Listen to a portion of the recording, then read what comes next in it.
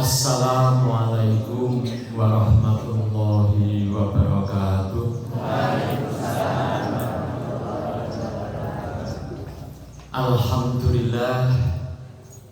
Alhamdulillahilladzi arsala rasulahu bil huda wa dinil haqq liyudhhirahu 'alad dini kullih. Arsalahu basyiran wa nadhiran wa da'iyan ilallahi bi'idnihi wa sirajan munira. Asyhadu an la ilaha illallah wahdahu la syarikalah wa asyhadu anna Muhammadan abduhu wa rasuluhu la nabiyya ba'dah. Allahumma sholli wa sallim wa barik ala khatamil anbiya'i wal mursalin Nabiyyina Muhammadin wa ala alihi wa ashabihi wa man tabi'ahu bi ihsanin ila yaumil qiyamah. Amma ba'd, usi nafsi wa iyyakum bittaqwallah faqad fazal muttaqun. Qala Allah ta'ala fil Qur'anil Karim, a'udzu billahi minasy syaithanir rajim. Bismillahirrahmanirrahim. Innal ladzina qalu rabbunallahu tsumma istaqamu tatanazzalu 'alaihimul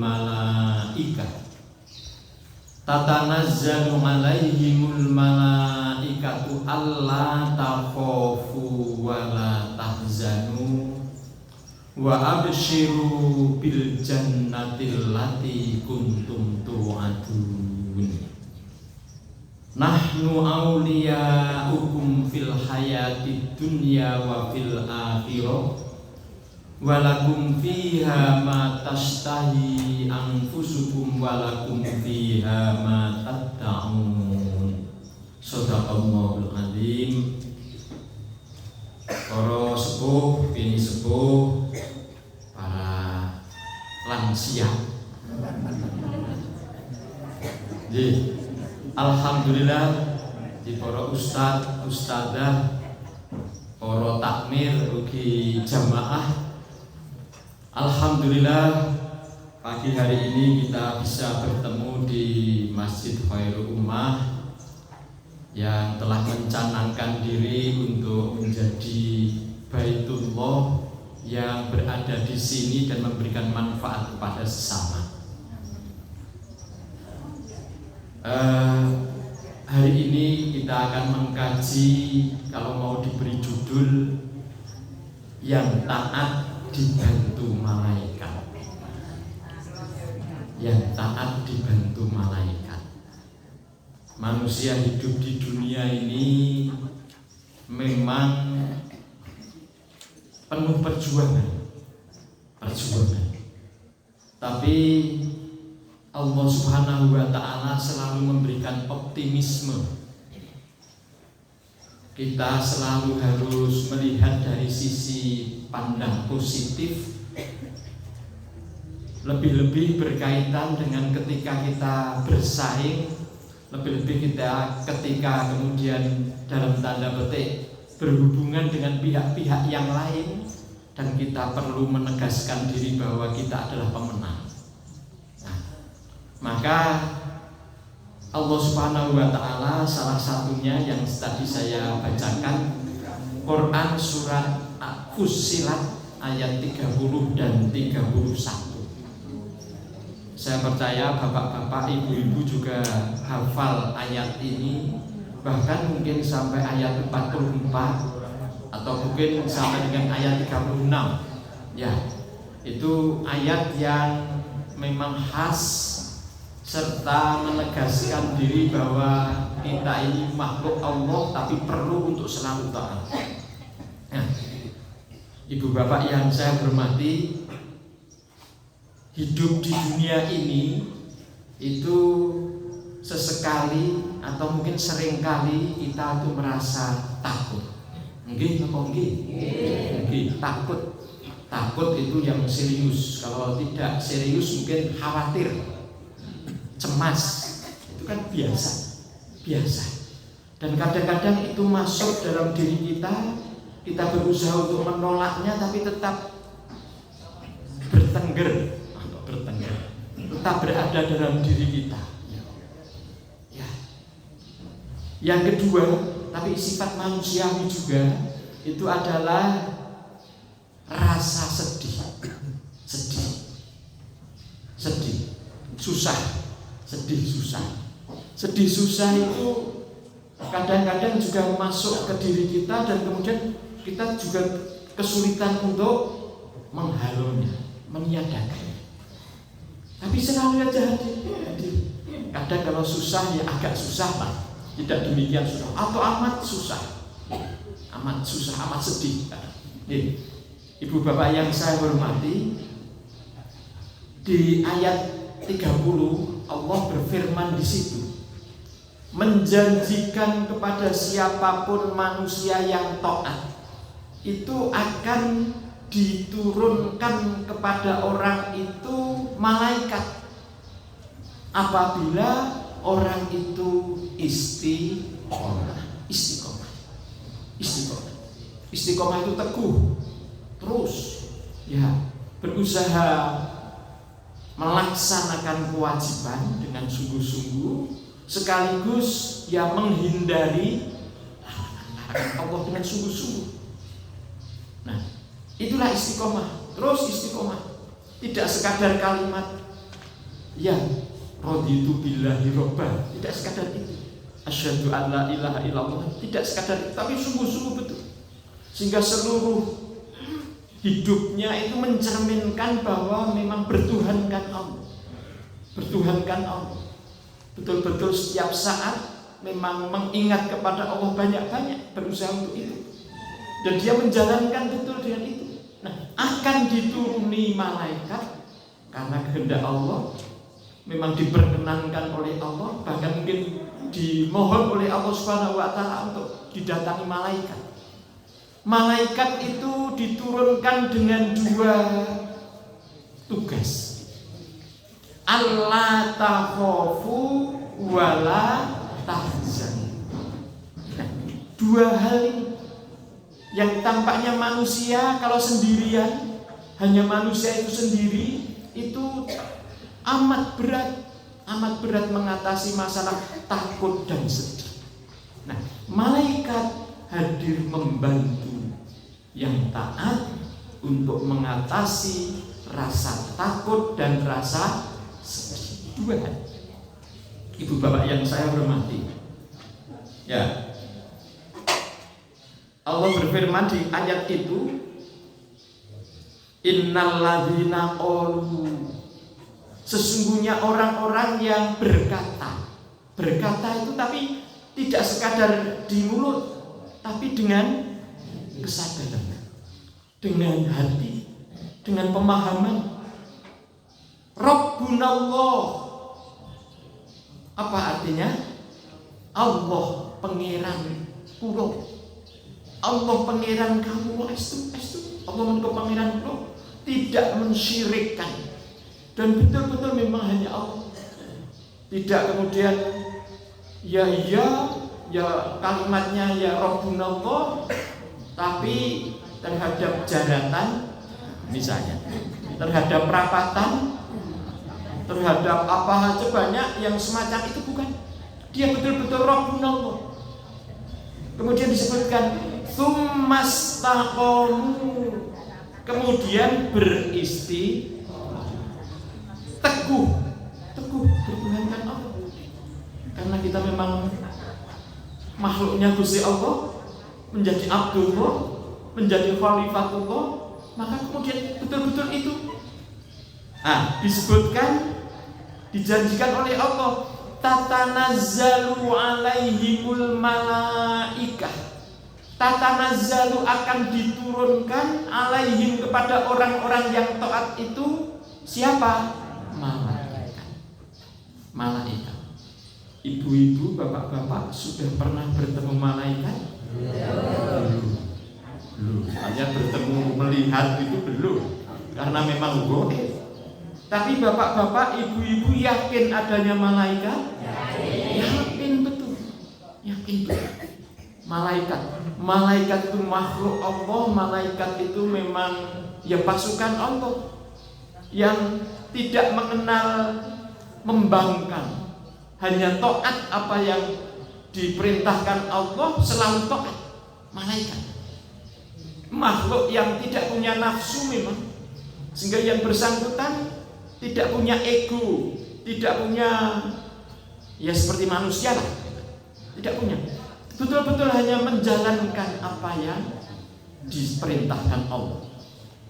Nah, termasuk itu tatanazzalu alaihim, diturunkan berulang-ulang, sehingga disebutkan tatanazzalu, menurunkannya Allah itu kepada orang-orang yang taat tidak hanya sekali, tapi berulang-ulang. Apa?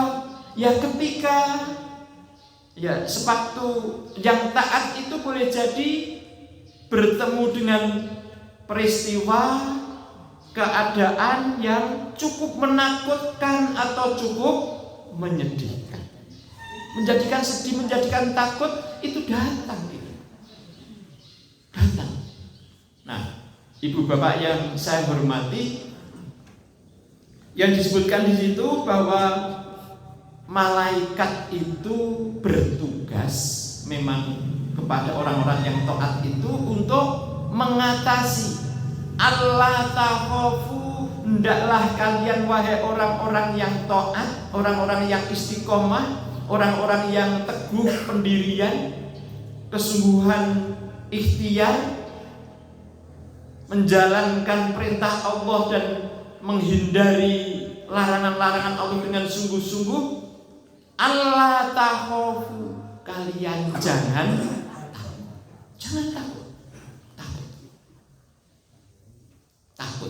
takut. Takut itu ya khawatir tapi sungguh-sungguh lah. Khawatir tapi serius sekali, jadi takut.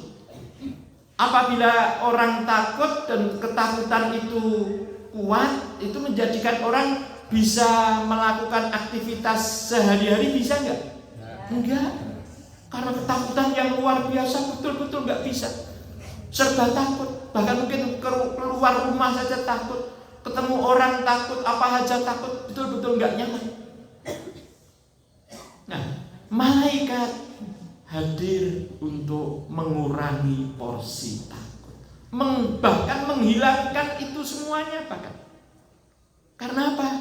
Ya, yang perlu ditakuti dengan sungguh-sungguh dan ditaati adalah Allah Subhanahu wa Ta'ala. Itu. Sehingga kepada yang lain jangan takut kepada yang lain. Nah, ketakutan manusia, ibu bapak yang saya hormati, yang paling tampak biasanya adalah ketakutan terhadap apa? Kematian. Kematian. Bahkan tidak hanya kematian, tapi setelah mati nanti kan? Iya, mati, setelah mati, waduh bagaimana? Nah, itu harus kita hadapi, dan itu harus kita hadapi. Artinya kematian bagi kita yang masih hidup berarti termasuk masa lalu atau masa depan? Masa depan kita.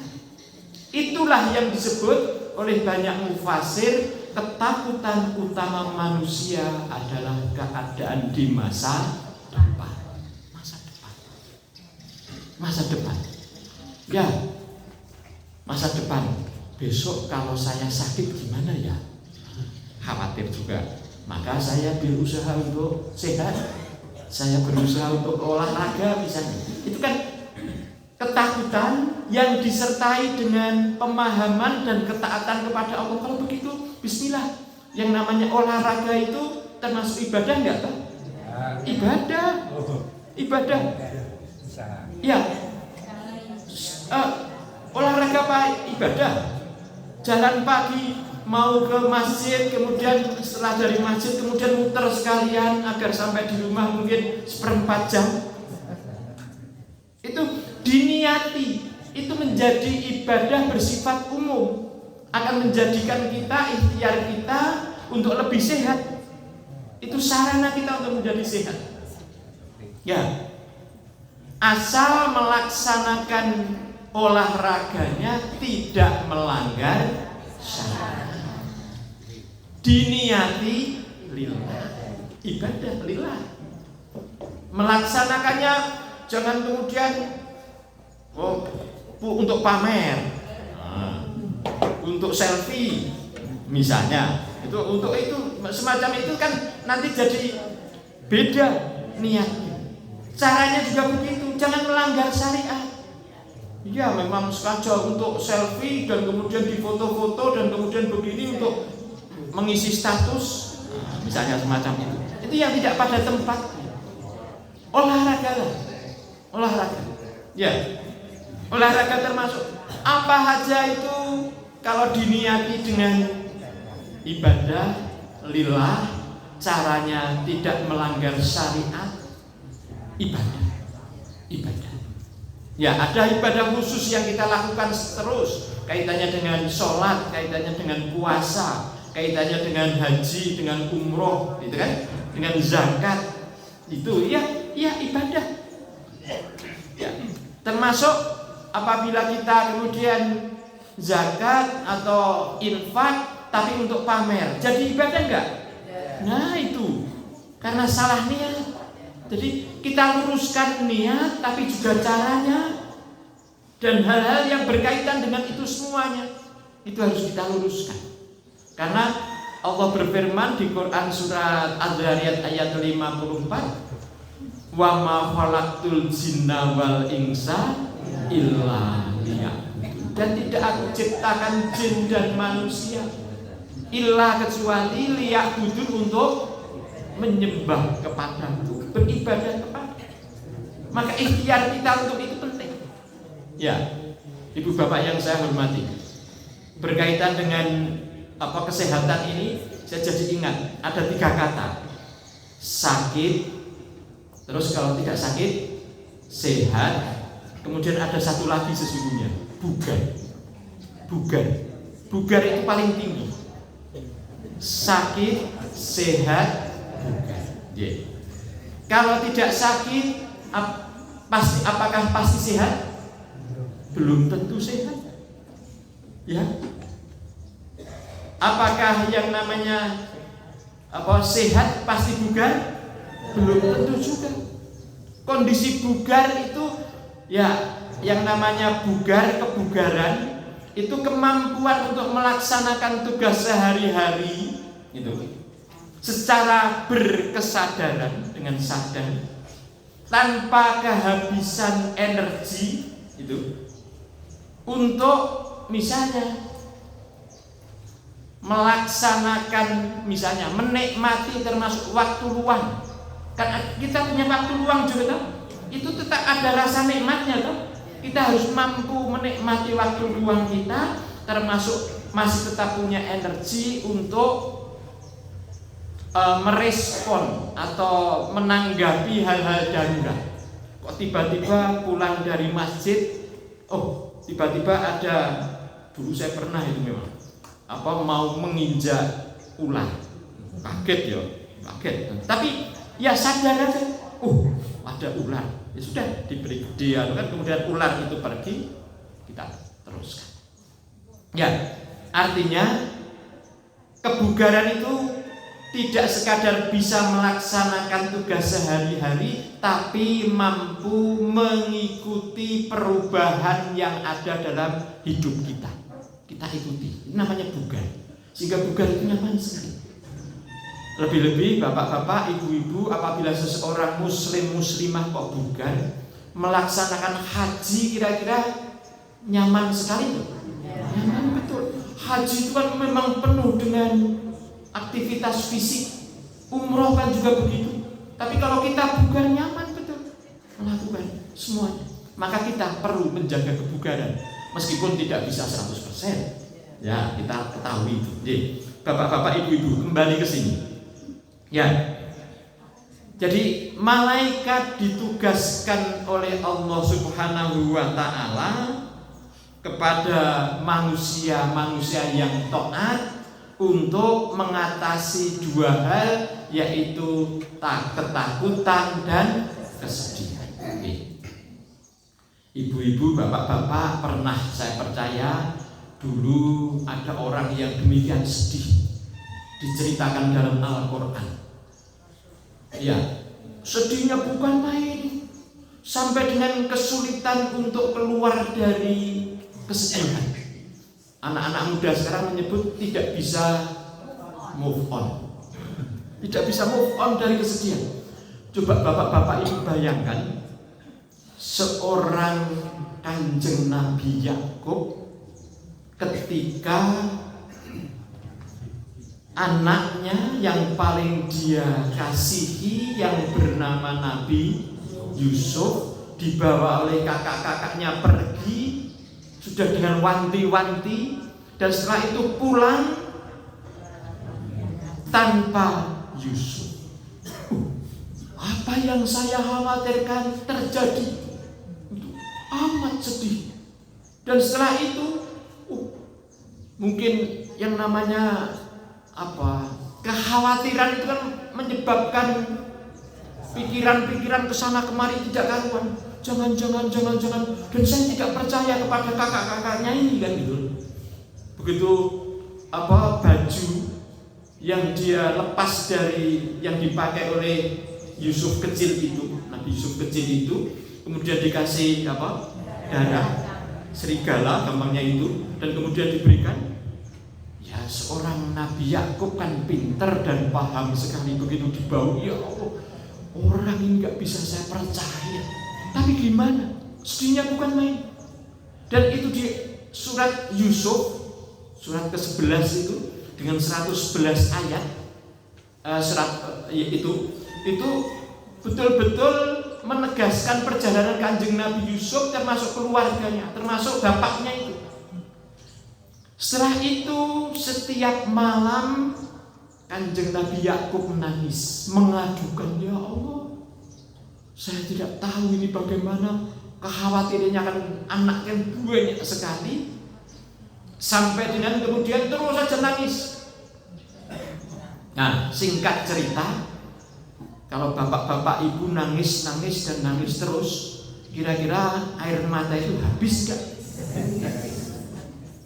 Ya, saya tidak tahu, itu nanti mungkin bisa ditanyakan kepada ahli medis.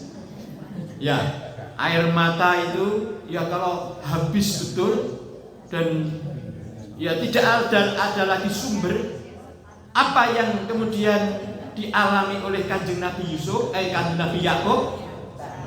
Buta. Perhatikan, buta. Tapi mengadukannya kepada Allah, menangisnya kepada Allah, asqubasi ilaika, betul-betul mengadunya kepada Allah semacam itu, ya oleh Allah tetap dijaga sampai dengan kemudian dikembalikan lagi kemampuan itu, tapi setelah berpuluh tahun. Ya, Kanjeng Nabi Yusuf dibawa itu kan usia masih SD lah, SD akhir. Ya, 12 tahun kalau menurut riwayat yang mencoba saya cari, 12-an tahun. Sampai dengan beliau kemudian menjadi menteri. Menteri itu kan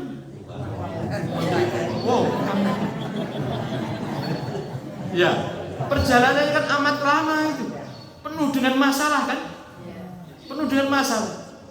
Tapi penuh dengan masalah itu kan didoakan juga oleh orang tuanya dengan selalu mengadukannya persoalan semacam itu, tapi terus saja dilakukan.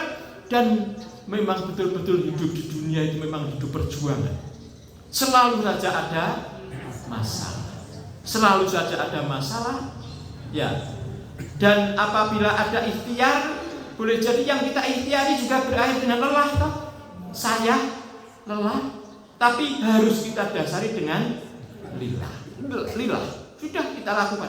Memang hidup perjuangan, tidak bisa kita elakkan. Dan kita ibu-ibu juga berjuang untuk kesehatan, berjuang termasuk tadi infak, berjuang untuk apa aja kaitan dengan itu hidup kita. Memang perjuangan. Yang mungkin cucu-cucu, anak-anak ya berjuang untuk kuliahnya, untuk sekolahnya, ya dilakukan kan dengan penuh kesadaran itu semuanya tanpa kecuali. Nah, kembali ke Kanjeng Nabi Yakub yang semacam itu yang dilakukan setiap malam sampai dengan kemudian buta, tapi Allah Subhanahu wa taala Maha pembuat skenario. bagaimana mengembalikan itu. Dan itu di Quran surat Yusuf itu dijelaskan dengan amat sangat bagus. Kakak-kakaknya juga tidak tahu. Meskipun Kanjeng Nabi Yusuf sewaktu mereka ikut antre bahan gandum, bahan pokok itu, ya Allah, ini kakak-kakak saya. Tapi saya perlu tahu kan, bagaimana kabar bapak saya gitu kan, kabar adik saya. Sampai dengan di situ bagaimana kemudian kamu harus bawa adik kamu kan gitu. Dan kakaknya tetap nggak tahu itu. Tetap nggak tahu. Dan ketika kemudian diceritakan bagaimana bapak kondisinya begini, apa yang dilakukan oleh Kanjeng Nabi Yusuf, pakaian yang beliau agem itu langsung copot, dilepas, tolong ini berikan kepada bapak kalian. Bapak kalian itu juga bapaknya Kanjeng Nabi Yusuf, berikan itu kan semuanya karena dasarnya memang Allah Subhanahu wa Ta'ala yang kemudian menghubungkan semacam itu. Dan akhirnya begitu kakak-kakaknya itu pulang dari Mesir, dari membawa bahan pokok itu, begitu masih jauh itu bapaknya sudah membaui.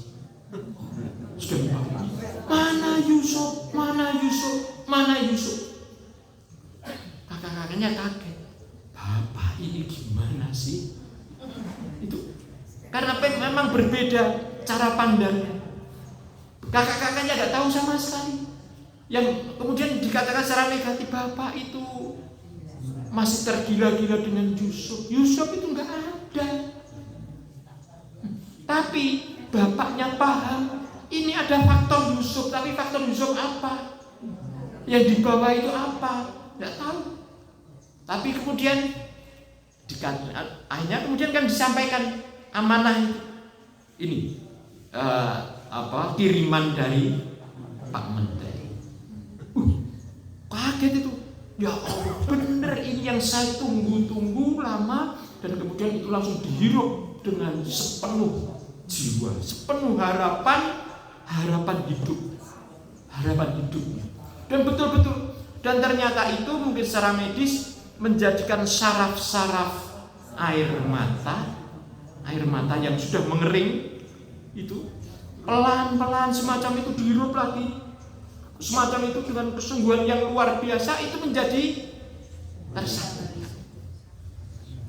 teraktifkan saraf-saraf itu.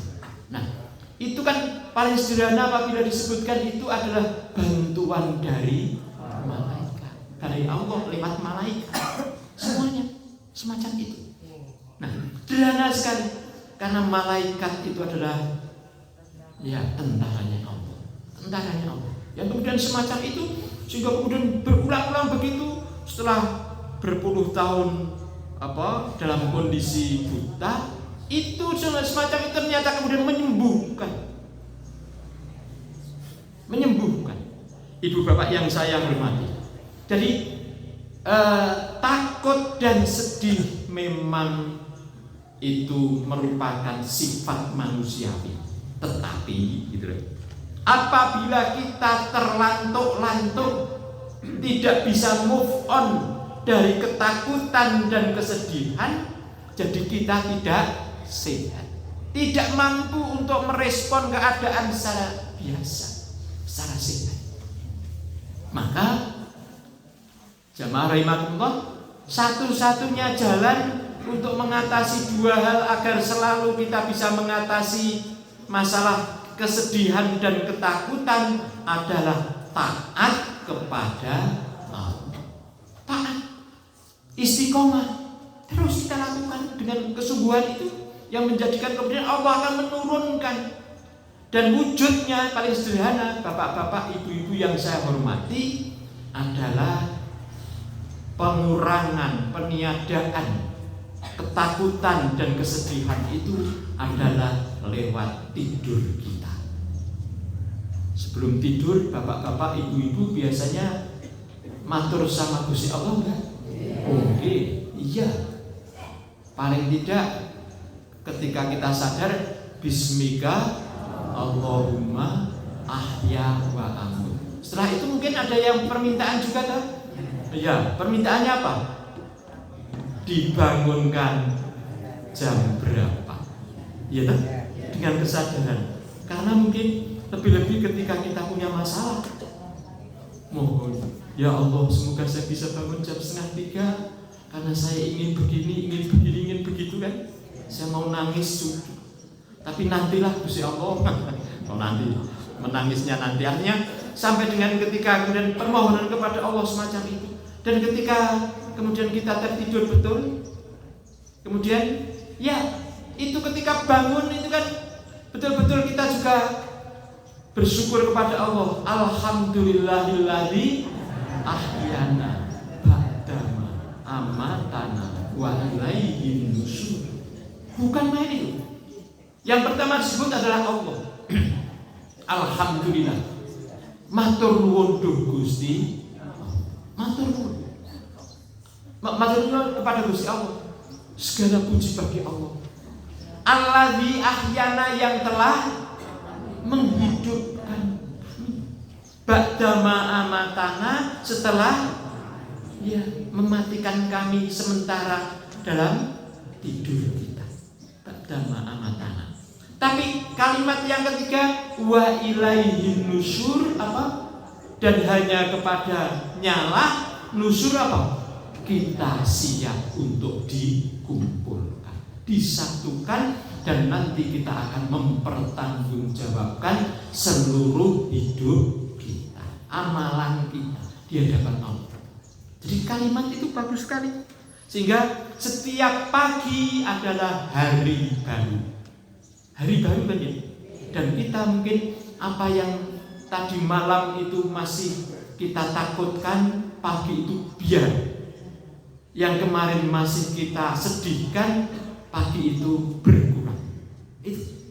Itu salah satunya itu. Lebih-lebih ketika sebelum atau setelah itu kemudian karena bangunnya jam 2:30, kemudian kita membaca Al-Quran, mendekat kepada Allah, bahkan ya berulang-ulang. Lebih-lebih ketika sudah sepuh, sudah tidak lagi timur, tidak lagi muda, itu nyaman sekali. Sekarang yang namanya Al-Quran dalam bahasa Jawa apakah ada? Ada. Banyak versi siapa aja ada. Dan ketika nanti lebih-lebih kita ada waktu, entah itu siang, entah itu sore, entah itu pagi, malam, ada kosong, kemudian kita membaca Al-Quran, itu bukan main. Al-Quran itu akan memfokuskan ketika kita tidak bisa fokus. Al-Quran itu akan menguatkan ketika kita lemah. Al-Quran itu akan meluruskan kita ketika kita bengkok. Selalu saja Al-Quran semacam itu. Sehingga setiap hari kita bersama Al-Quran, ibu-ibu, bapak-bapak sudah terbiasa membaca. Sesekali bacalah artinya. Mungkin baru satu, enggak apa, satu ayat dipahami itu. Lebih-lebih ketika memang mampu untuk itu, lebih banyak lagi, jauh lebih bagus Al-Quran semacam itu. Karena ketika kita membaca Al-Quran, sesungguhnya kita menghadapkan diri di hadapan Allah. Itulah firman-firman Allah kepada kita. Kita berusaha untuk memahaminya. Lewat para mufassir kita jadi paham. Saya paling suka memang ya kalau dalam bahasa Indonesia itu ya tafsir Al-Misbah sementara. Tafsir Al-Misbah yaitu Quraisy yang masih sugeng, sudah sepuh, masih sugeng, ning betul beliau. Ya. Dan untuk menjadi mufassir yang semacam itu bukan main beliau. Lama sekali dan menyelesaikan tafsirnya pun Pak Quraisy itu karena beliau diberi amanah untuk menjadi duta besar Indonesia di Mesir, tapi amanahnya untuk menyelesaikan tafsir baru selesai. Karena beliau ya penuh dengan kegiatan, Kan ya memang tidak gampang kalau penuh dengan kegiatan menulis tafsir itu enggak gampang. Bapak-bapak, ibu-ibu juga pernah tahu tafsir Al-Azhar itu ditulis oleh siapa? Buya Hamka. Buya Hamka itu bisa menyelesaikan tafsirnya ketika di penjara. Di penjara itu justru ya karena nggak mikir untuk ngisi ngaji dong. Bertetangga, layak, apa macam-macam kan enggak. Ya karena di penjara. Tapi diambil manfaatnya terus saja semacam itu selesai. Ya, demikian banyak. Fi Dhilalil Quran Mesir ini juga begitu. Selesainya apa? Di penjara. Tafsir. Artinya bapak-bapak, ibu-ibu berkaitan dengan Al-Quran jangan disederhanakan. Itu adalah petunjuk dari Allah. Kita menempatkan diri untuk menyesuaikan frekuensi kita dengan frekuensi Al-Quran. Kita sesuaikan. Mana saja. Termasuk yang tadi saya bacakan 2 ayat surat Fussilat 30 dan 31 itu ada sebagian saja. Tapi dialog kita dengan diri kita kan terus menerus. Ketika kemudian bersama dengan Al-Quran, insya Allah fi dhilalil Quran, dalam naungan Al-Quran. Fi dhilalil Quran, dalam naungan Al-Quran. Ya. Kemudian bahkan disebutkan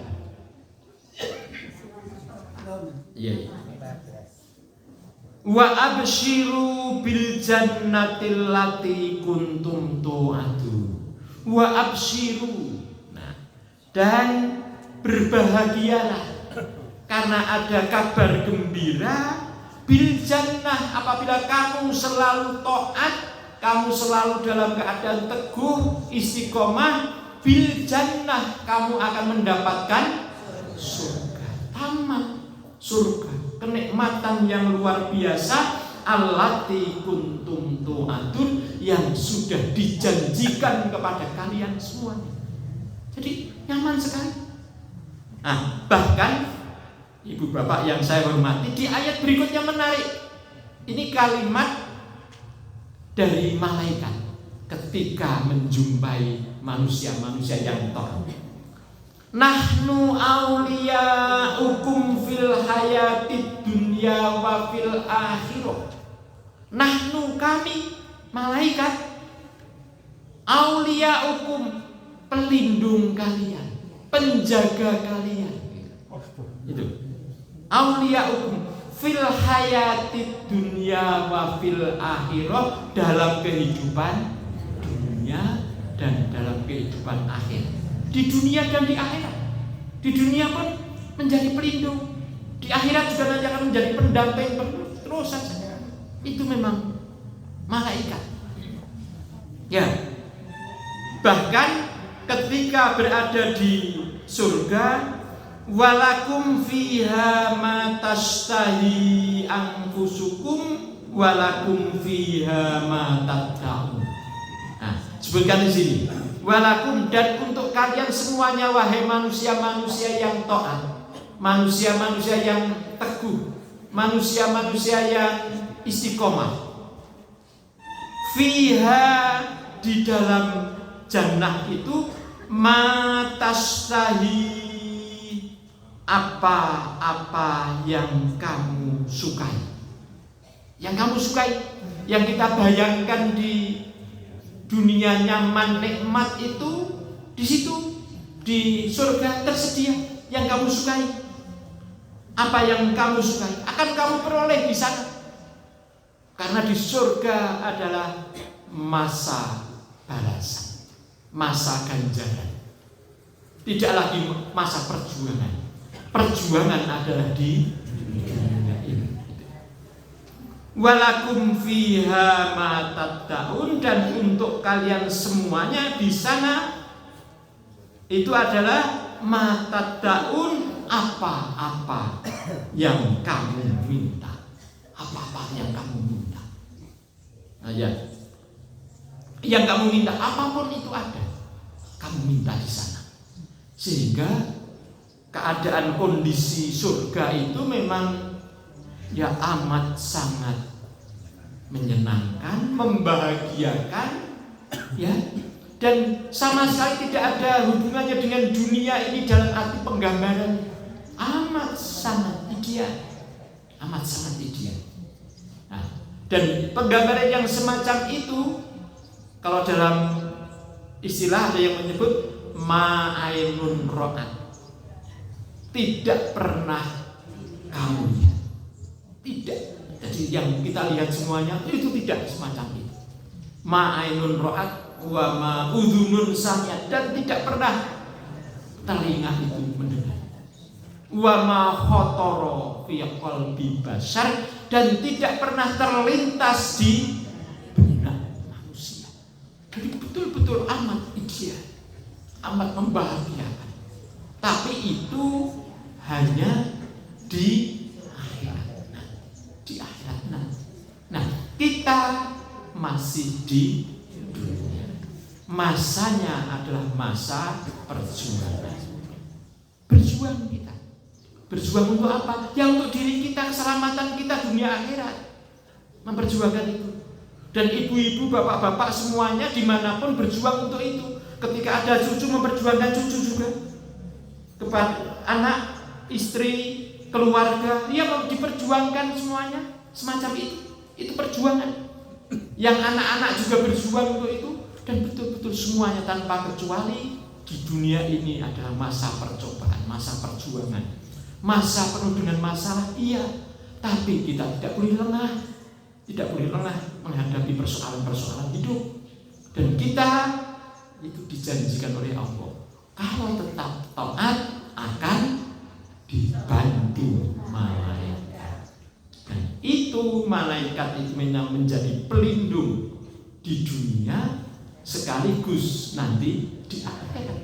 Itu kalimatnya sepatu. Nahnu auliya'ukum, kami ini semuanya, para malaikat ini auliya'ukum, menjadi pelindung kalian semuanya, wahai manusia-manusia yang taat. Fil hayati dunia wa fil akhirah, dalam kehidupan dunia. Maka sering-seringlah kita itu frekuensi kita ditempatkan, komunitas kita ditempatkan juga dengan komunitas-komunitas yang tepat.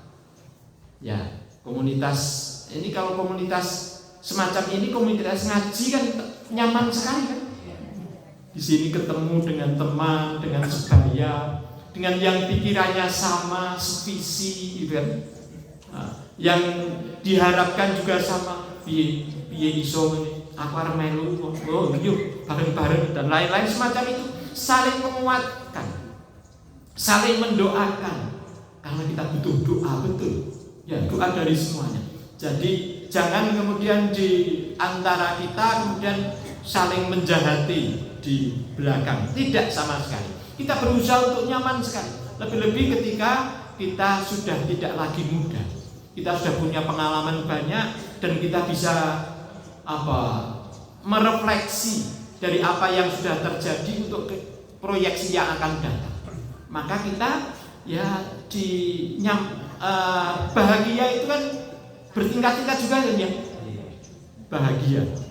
Nyun pangapunten. Kalau beberapa waktu yang lalu sempat membaca disertasi seorang ahli psikologi. Jadi S3 psikologi di UI membicarakan tentang bahagia. Bahagia itu kalau masih muda itu bergantung kepada hal-hal yang nyata. Tapi setelah beranjak tidak lagi muda, itu kemudian kepada hal-hal yang tidak lagi tampak, tapi rasa yang ada di dalam. Sehingga semacam itu. Kalau anak-anak bahagia itu apa? Ketika diberi sesuatu gitu. Nah, misalnya anak-anak. Tapi suatu ketika memberi sesuatu juga, karena ada sesuatunya yang diberikan kepada orang lain. Kemudian termasuk sesuatu itu apa? Perhatian. Anak-anak diberi perhatian, itu merasa bahagia sekali. Bisa melakukan aktivitas bersama teman-teman yang lain dan diakui keberadaannya. Sehingga tidak sedikit orang-orang yang kepengen saya harus diakui semacam itu. Karena kalau tidak diakui sakit hati, tentu ya sakit hati. Masa saya ada di sini kok tidak disapa, tidak diperhatikan. Nah, ya, artinya bahagia itu bertingkat-tingkat. Pada akhirnya kebahagiaan itu kebahagiaan kedekatan dengan Allah Subhanahu wa Ta'ala, kedekatan dengan Tuhan. Karena itu disertasi itu untuk umum, ya termasuk rasa bahagia dekat dengan Tuhan di situ. Kedekatan dengan Tuhan. Menarik sekali ini. Artinya, ibu bapak yang saya hormati, di tengah mungkin sekarang persoalan-persoalan hal-hal yang fisik itu memang dibangun, ditambah-tambah, dilebih-lebihkan semacam itu, tapi keinginan dasar jiwa manusia ada. Dan kebahagiaan yang semacam itu hanya mungkin ketika kita bangun bersama-sama. Nah, termasuk ibu bapak membuat komunitas-komunitas yang semacam ini, lingkungan, kelompok dan lain-lain yang sebaya, yang kemudian sevisi, saling mendoakan, saling mengharapkan, merindukan. Kok gak ketok gitu. Itu kan nyaman sekali. Saling itu menjadikan kita nyaman sekali. Kebahagiaan itulah yang kita harapkan. Setelah mungkin lama kita bahagia itu harus onone leopo dan semacam itu. Jadi jamaah rahimakumullah. Jadi kembali ke persoalan ini, bahwa taat akan dibantu malaikat. Itu bisa mengatasi dua hal. Yang pertama adalah rasa takut, khawatir, cemas dan lain-lain. Yang kedua adalah sedih berlarut-larut enggak benar. Apakah Kanjeng Nabi pernah nangis? Pernah. Tapi Kanjeng Nabi menangis mencukupkan diri, kehilangan putranya. Nangis Kanjeng Nabi. Tapi kemudian jangan menangis kemudian dengan pipinya diam sendiri. Saya kehilangan anak yang saya harapkan, tidak perlu semacam itu. Ya, hidup itu kita jalani dan kita tidak perlu berlebih-lebih. Apabila semacam itu nanti menjadikan tidak bisa move on tadi. Contoh yang paling sederhana tadi, Kanjeng Nabi Yakub yang tidak bisa move on. Tapi oleh Allah Subhanahu wa Ta'ala ada skenario untuk keluar dari itu dengan cara yang semacam itu. Tapi itu menjadi inspirasi bagi kita tidak boleh apabila berlebih-lebihan. Ya, ketakutan juga begitu. Ketakutan apabila berlebih-lebihan menjadikan kita tidak bisa berbuat sehat, berbuat nyaman, berbuat lebih-lebih berkaitan dengan kemanfaatan untuk sesama. Demikian bapak-bapak ibu yang bisa kami sampaikan. Semoga yang sedikit ini ada manfaatnya dan mendapat ridho dari Allah Subhanahu wa Ta'ala. Kami ikut berdoa semoga bapak-bapak, ibu-ibu, jamaah semuanya selalu sehat walafiat, selalu mendapatkan kekuatan lahiriah dan batinnya untuk bisa mengisi kesempatan hidup sekali di dunia ini dengan isi hidup yang benar, bermanfaat bagi sesama dan mendapat ridho Allah Subhanahu wa Ta'ala. Dan apabila sewaktu-waktu dan pasti kita nanti akan dipanggil oleh Allah, semoga kita bisa semuanya mendapatkan husnul khotimah. Mekaten sebagian pangapunten billahi taufiq wal hidayah. Nasrun minallah wa fathul qarib wa basyiril mu'minin. Wassalamualaikum warahmatullahi wabarakatuh.